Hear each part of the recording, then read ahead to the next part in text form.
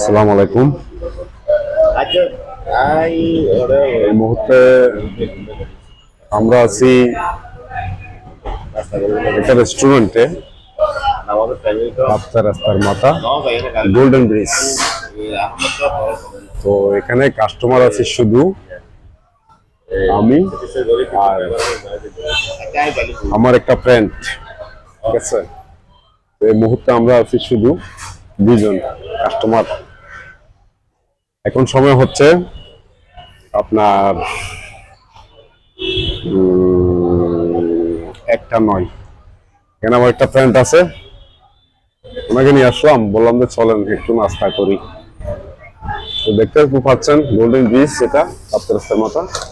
তো আর দুইজন আসতেছে মনে হচ্ছে, তো দেখেন। তো